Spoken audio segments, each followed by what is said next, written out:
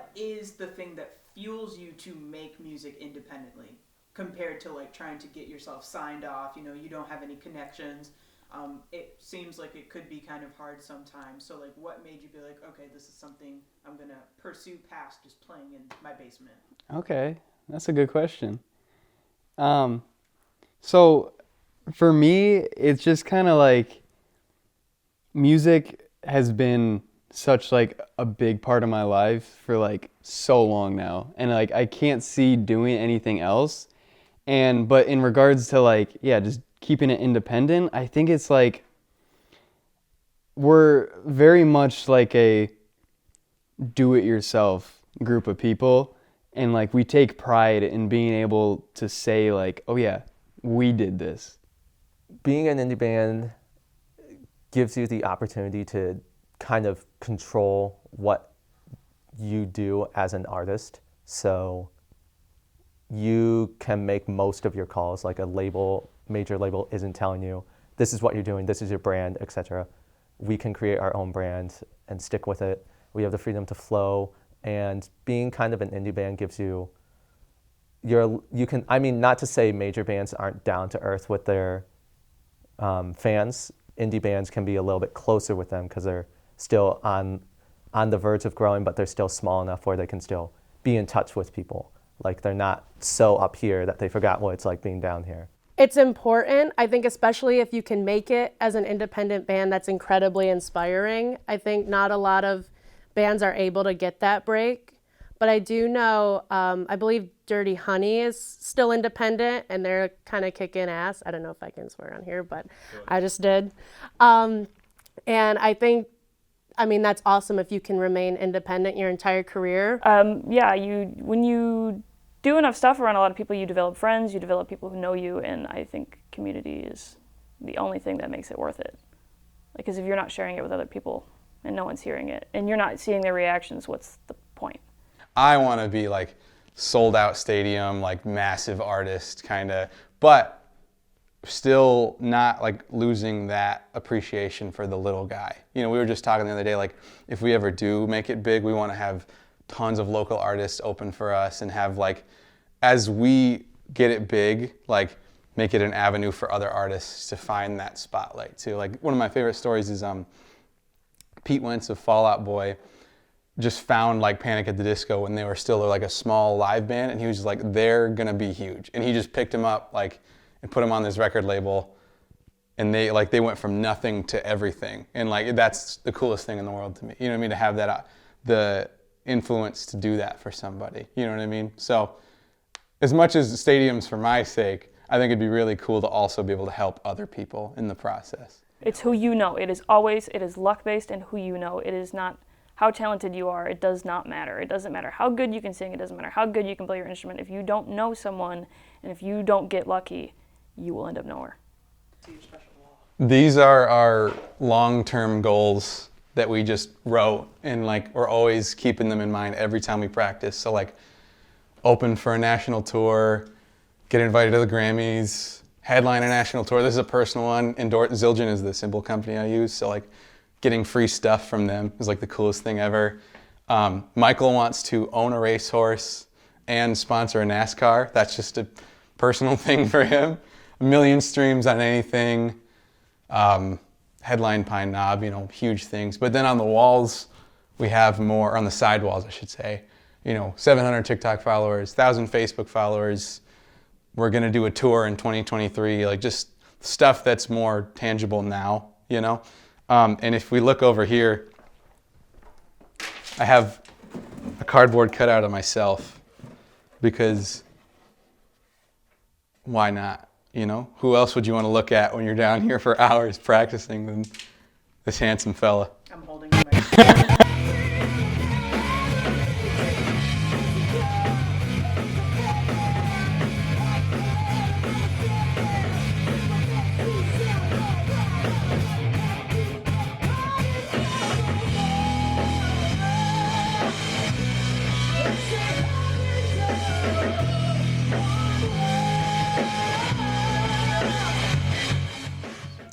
I would constitute success as being in a place where, because all 5 of us, we don't have a limit, really. We want to keep going as far as we can. But I would say when we're successful, it's when because right now it's factors where, we can't just do this all the time. We have to, go to work, make money, and because this doesn't make that much money for 5 people to split right now. So I would just say going as far as we can until, we can live a stable life with doing this. I would say that is success, but I wouldn't want to stop there. Well, I guess I can't speak for everybody, but stability financially is like the biggest thing, because that allows you to just keep doing it and focus all your time into this, and you don't have to go and work some day job or whatever. But then, past that, it's for the moon, pretty much. It's like, if go as far as you possibly can go, because, you already have this kind of a basis of it providing for you to where that, you can just keep going up and up and up with, 8 days a week. Okay, I got a different answer, I think, than everybody else. Everybody else said it's close, but it's different. Like everyone else said, like have enough money to support like a family and themselves and do this for a living. And yeah, that's my answer, but like I don't need anything extra. Like if I could just get paid just to play music, like if I could just all the tours paid for, all recordings paid for, everything like that, I'd be good. Was still working a 9-to-5 day job or whatever. Like, yeah. So we like to joke around a lot and like, oh, like what would you do when when we get big and make it and all that, and it's buy a mansion or all that, but we're never taking ourselves seriously because like we don't think like that. We're not doing this because we want to get rich and famous. You know what I mean? We're doing this because we want to play music and play music with this group of people. And so like as much as we like to joke and like obviously I dream about it and like it's just so cool to think like, oh, I could sell out Madison Square Garden one day.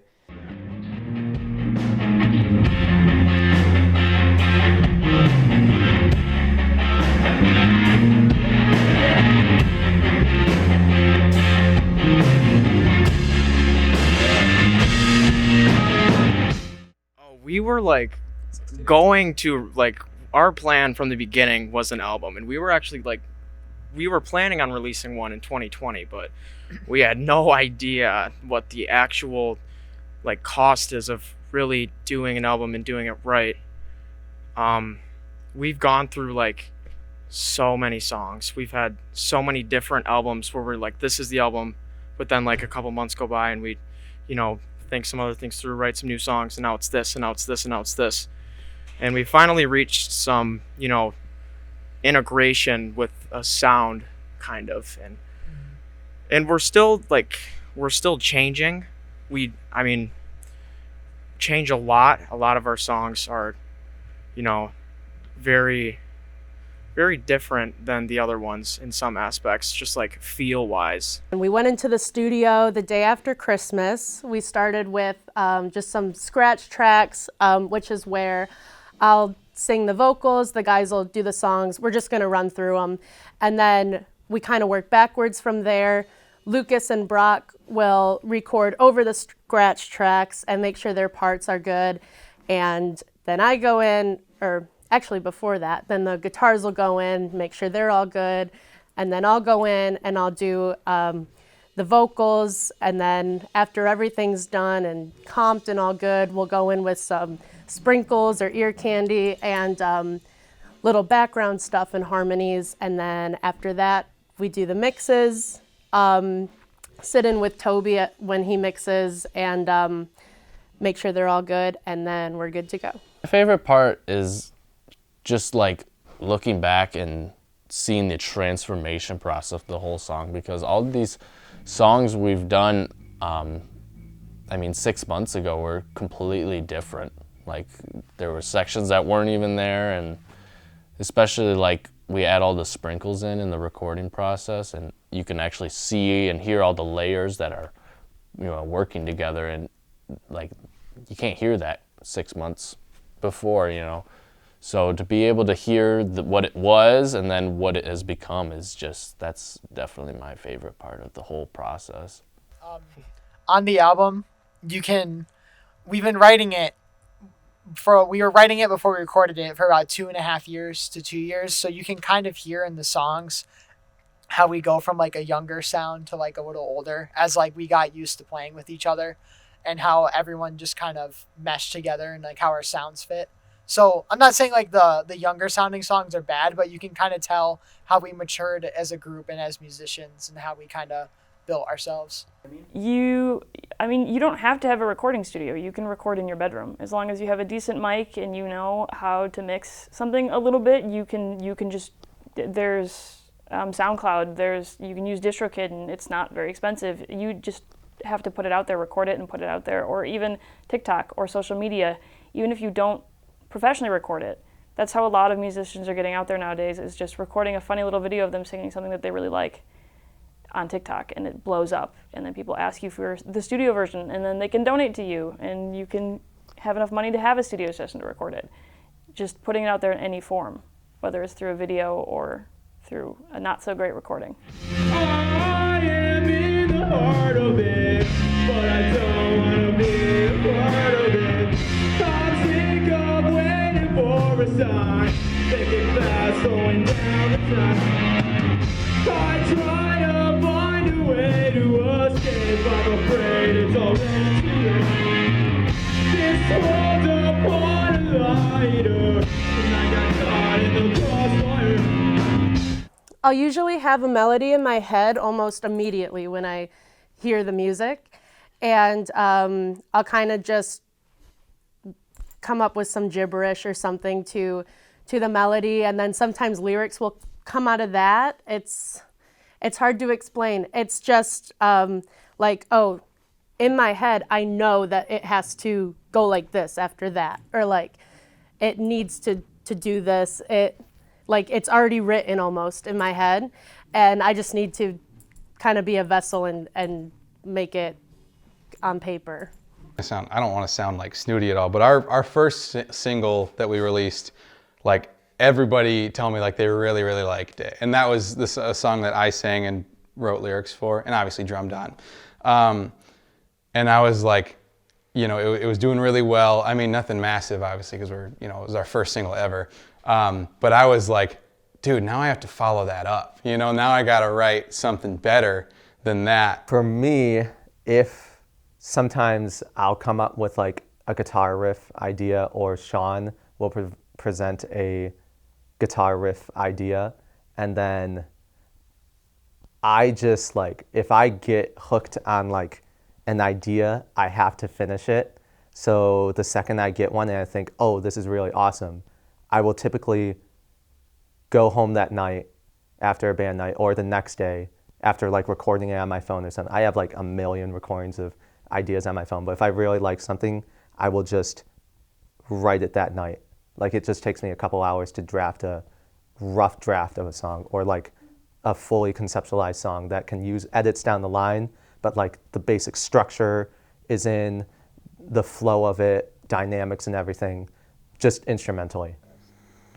I would say my favorite part of the process is probably writing the song, and then, with recording and everything, and then you get to hear it in a totally different way when it goes through that process, and just hearing what they think about it. Because it starts out as this little idea, and then it goes through this whole writing process, recording, mixing, mastering, and everything, and it feels like a real thing that you created, and it's a great feeling when you created this thing and that other people are really enjoying it, just like we would enjoy just a normal song we like.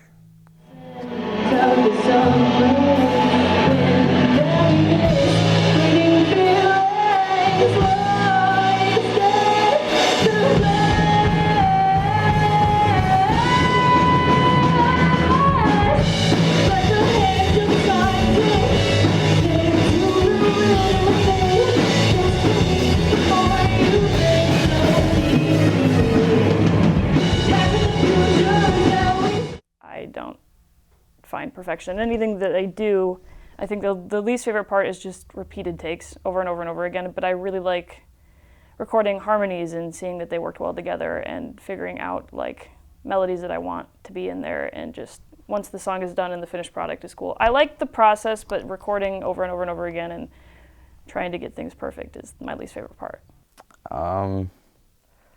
Getting everybody to agree on everything, probably 5 people to like all really like a part, because we don't want anyone to be like, yeah, it's all right, but it's not what they want, you know. So we try to make everybody happy the best way we can. Yeah, just the very, like, it's like everything's under a microscope, and it's like, oh, I didn't even know that was there. But it allows you, I guess there's a good and a bad. It allows you to really hone in and make sure everything is perfect, because there's things like in a live setting that you wouldn't even notice, but then you put it, you know, in the recording, it's like, oh, I didn't even hear that.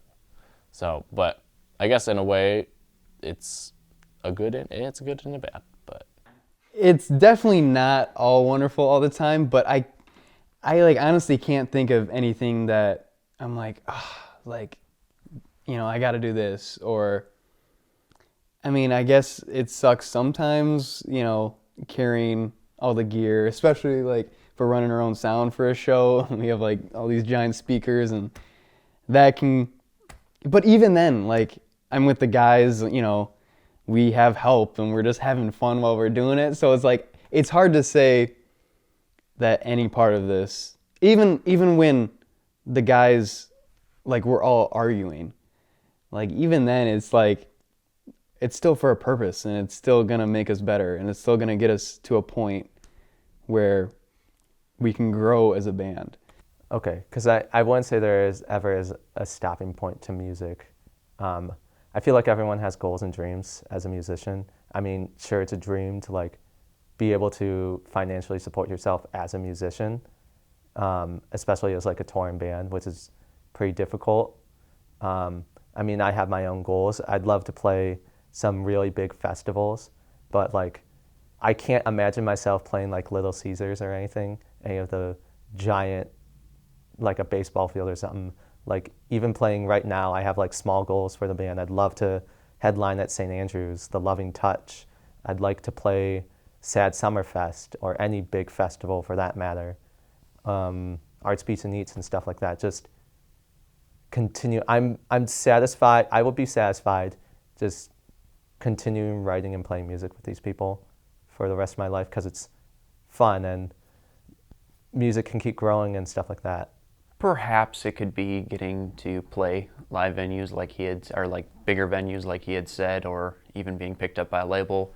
But I would say I do agree with him in terms of, you know, there's always bigger things to aim for. So it's a matter of just, you know, continuing to work on ourselves and progress. So you know, while there's definitely lots of cool points of success along the way, I think it's something that, you know, it's just continuous, that you just keep working on.